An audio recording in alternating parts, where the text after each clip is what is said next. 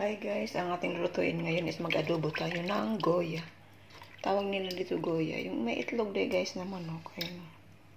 So ayun, magluluto tayo ngayon. So ito ay yung lunch natin. Try natin Pero ang unang gagawin ko guys, pakukulaan ko muna siya ng sibuyas, bawang, luya para hindi siya malangsa. Okay? So see you mamaya. So yun guys, ilalagay natin yung sibuyas sa pasamang pakulo para hindi siya malangsa. Tapos saka sa luya. Yan guys, luya. Bawang. Tapos tanglad. Lemongrass. Para hindi siya malangsa guys. Tapos mamaya itatapon natin yung tubig niya. Ayan.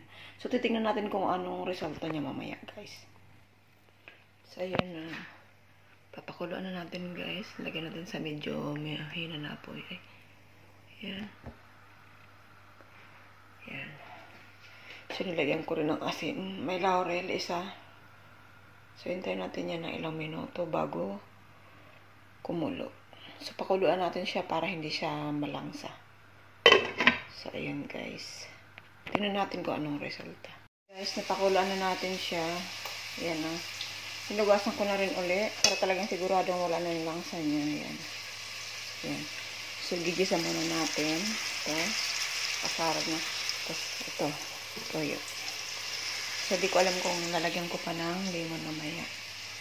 Ito. Ito guys, lemon. So, wala yata akong... Tapos, may ano gaya sa ampalaya. Ito yung hahalo ko. Ampalaya. Tapos, lagyan ko ng dahon ng sibuyas.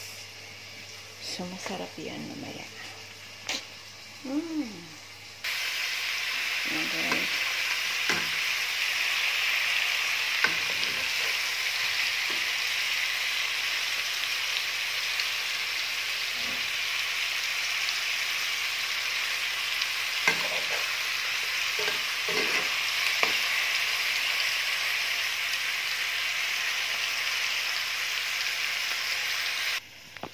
So, sinasangkot-sakot talaga siya guys. Ayan na.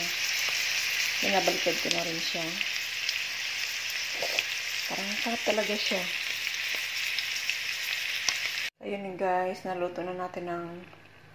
Nilagay ko na yung ampalaya. Ayan. So, lagyan ko na ng toyo. Lemon. So, ayan. Hayaan lang natin kumulo.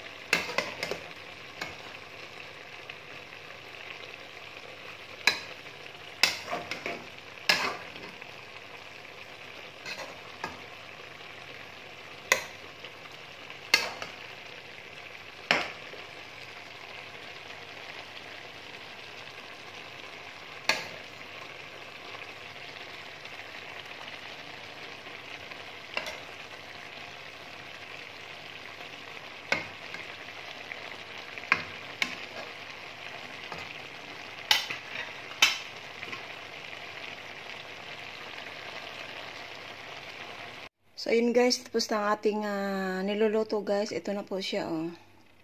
Ayan. So, takam na ako kumain guys. Medyo gutom na rin ako. Ang tahaba kasi ng ano niya, ang ginawa ko, pinakuluan ko, tapos inadobo ko pa. So, ayun guys, salamat sa panonood.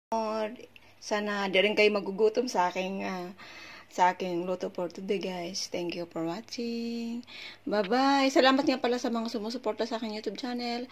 At naway pagpalain po tayo at na tumaas pa ang ating mga revenue. So yung guys, thank you for watching. Bye-bye.